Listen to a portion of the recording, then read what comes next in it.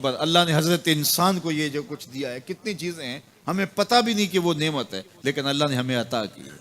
دنیا کا ایک امیر ترین شخص تھا اناسس، تو اس کے یہ آنکھوں کے جو پپوٹے تھے یہ کام کرنا چھوڑ گئے۔ ہمیں کبھی اس کا احساس بھی نہیں ہوا کہ یہ کوئی نعمت ہے۔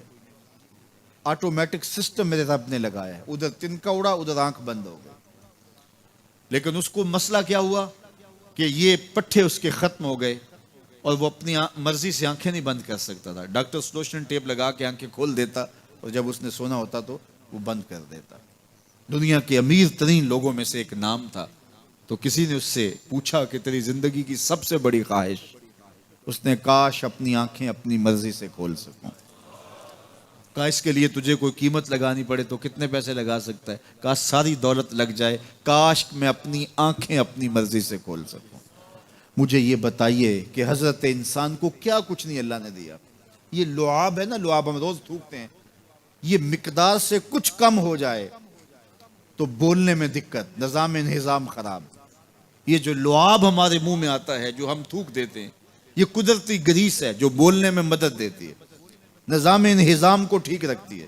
اور اگر یہ لعاب کم ہو جائے مقدار سے تو نظم خراب ہو جائے۔ اللہ اکبر۔ تو ہم نے کبھی سوچا کہ یہ بھی نعمتیں ہیں؟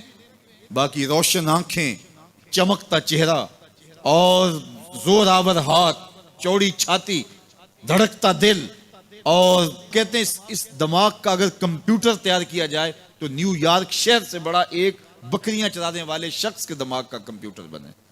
یہ حضرت انسان کو اللہ نے اتنا کچھ دیا ہے، اور پھر اس کو نعمتیں دی، عزتیں دی، جائیدادیں، زمینیں، لمبی لمبی گاڑیاں، عالی نسب پلازے، کتنا کچھ دیا۔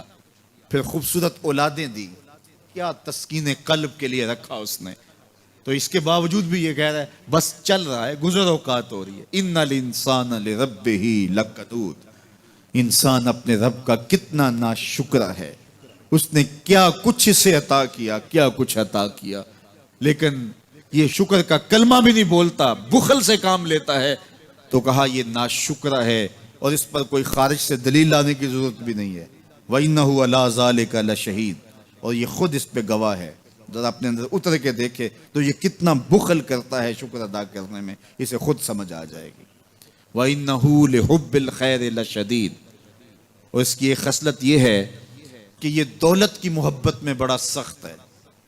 دولت کی محبت یہ بہت زیادہ اپنے سینے میں پال چکا ہے، اور یہ دولت اس کی محبوبہ بن گئی ہے۔ دولت تو اس کی ضرورت ہونی چاہیے تھی، لیکن اس نے اس کو اپنی محبوبہ بنا لیا۔ وَإِنَّهُ لِحُبِّ الْخَيْرِ لَشَدِيدٌ۔ اس کو محبت زر شدت سے ہو گئی ہے، سویر سے شام تک اس کا وظیفہ ہی یہی ہے۔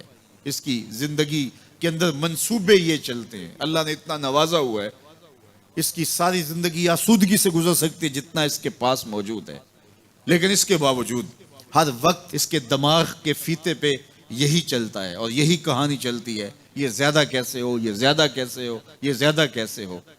اس اضطراب نے اس کو بے چین کر دیا ہے، اور خواہش زر نے، حوث زر نے اس کا چین چھین لیا ہے، اور اتنی محبت جاگزی ہوگی اس کے دل میں کہ اللہ کی محبت کے لیے اس کے دل میں جگہ ہی نہیں بچی۔ وَإِنَّهُ لِحُبِّ الْخَيْرِ لَشَدِيدٌ۔ اللہ اکبر۔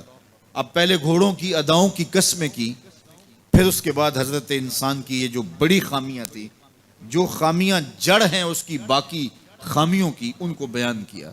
ایک تو ناشکرہ ہے، جو ملا ہے اس پہ یہ شکر ادا نہیں کرتا، حالانکہ اگر وہ شکر ادا کرے، رب کا وعدہ ہے کہ اگر تم شکر ادا کرو گے میں اور زیادہ دوں گا۔ ایک تو یہ شکر نہیں کرتا، اور دوسرا یہ ہے کہ دولت کی محبت اس کے رگو ریشہ میں رچ بس گئی ہے۔ بلکہ اللہ تعالیٰ نے ان بد نصیب لوگوں کی کہانی بیان کرتے ہوئے کہا جو دولت کو مقصود ہی بنا بیٹھے، الذی جمع مالا وعدد۔ یہ وہ بد نصیب لوگ ہیں جو مال کو جمع کرتے ہیں اور گنتے رہتے ہیں، بار بار حساب کرتے ہیں۔ الذی جمع مالا وعدد، مال کو جمع کیا، وعدد، اور بار بار اس کو گنتے رہے، اتنے ہو گئے، اب اتنے ہو گئے۔ اللہ کلا لینبذن فی الحطام۔ پہلے شرف میں الذی جمع مالا وعدد، یحسب ان مالہ اخلد، یہ گمان کرتے ہیں کہ ہمارا مال ہمیں لافانی کر دے گا، مال کی کثرت سے ہم محفوظ ہو جائیں گے اور ہمارا کچھ نہیں بگڑے گا، دولت اتنی ہوگی تو ہم ہر طرح سے حفاظتوں کے ساتھ میں آ جائیں گے، ہمارا مال ہمیں لافانی کر دے گا۔ یحسب ان مالہ اخلد، اللہ تعالیٰ نے فرمایا کلا، ایسا ہرگز نہیں ہے، یہ تمہاری بھول ہے کہ مال تمہیں لافانی کر دے گا، مال تمہیں مرنے نہیں دے گا، مال تمہیں محفوظ کر دے گا، کلا، ایسا ہرگز نہیں ہے، بلکہ کیا ہے، لَيُنبَذَنَّ فِي الْحُطَمَةِ، ہم تمہیں پکڑ کے آگ میں ڈال دیں گے۔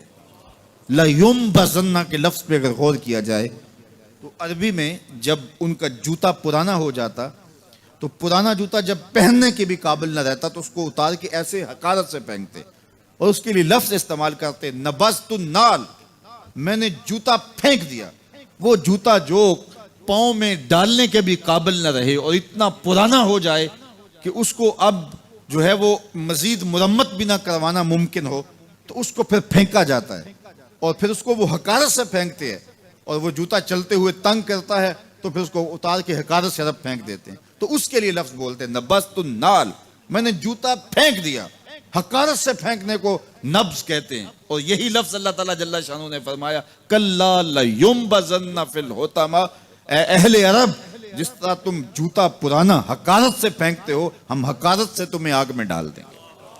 کلا لینبذن فی الحطمہ، یہ ان مالداروں کی کہانی ہے جنہوں نے مال کو اپنا معبود بنا لیا، مال کو اپنا مقصود بنا لیا، مال مال مال، ہر قدر پامال کر دی، ہر قدر کی قربانی دے دی مال کے بدلے، اور مال ہی ان کا مقصود بن گیا، اور یہ سمجھے کہ یہ مال جو ہے وہ ان کو لافانی کر دے گا، ان کو مرنے نہیں دے گا، ان کے لیے حفاظتی حصار بن جائے گا۔